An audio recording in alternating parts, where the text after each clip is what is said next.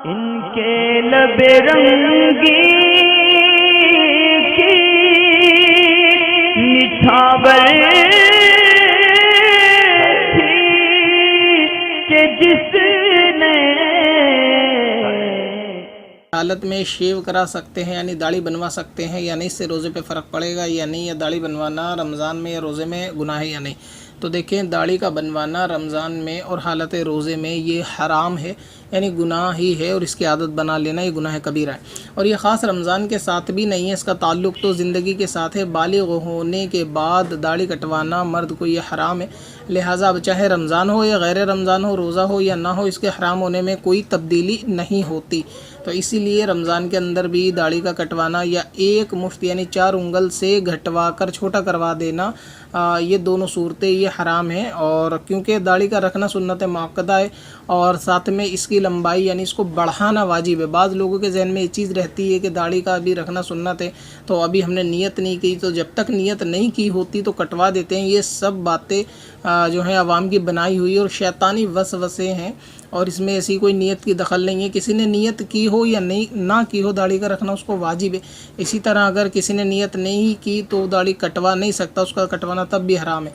ये शैतानी वसवसा लोगों के जहन में रहता है कि अभी क्योंकि हमने नियत नहीं की तो इसलिए भी करवा सकते हैं, जब नियत करेंगे तो उसके बाद नहीं कटवा सकते। तो यहाँ पर नियत का कोई ऐसा मामला नहीं है। और जो शरीयत के फ़राइज़ और वाजिबात हैं उसको जो है ना अमल के तौर से यानी अमली जामा उसको पहनाना चाहिए। इसमें खाली नियत कर लेना काफ़ी नहीं होता कि अगर कोई नियत करे कि अभी मैंने नियत नहीं की ज़ोहर पढ़ने की इसलिए मैं अभी नहीं पढ़ सकता, तो उसको नमाज़ इस तरह माफ़ नहीं हो जाएगी। तो हालत रमज़ान हो या गैर रमज़ान हो, दाढ़ी कटवाना 2 सूरतों में गुनाह रहेगा।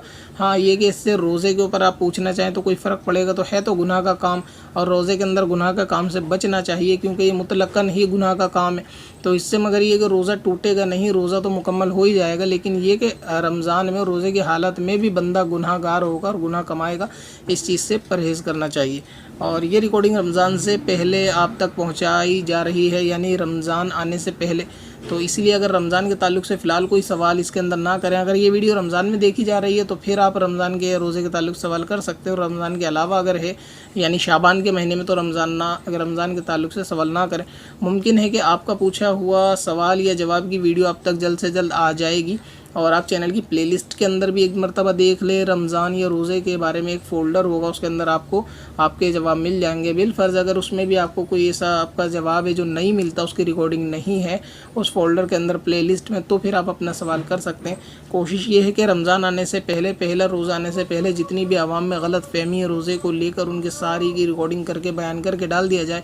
तो आपके जहन में जो सवाल हो सकता है कि उसकी रिकॉर्डिंग आने वाले वक्त में आती ही हो, इसलिए आपको पहले रोज़े तक सब्र रखना चाहिए और रोज़े के बारे में कुछ ना पूछें।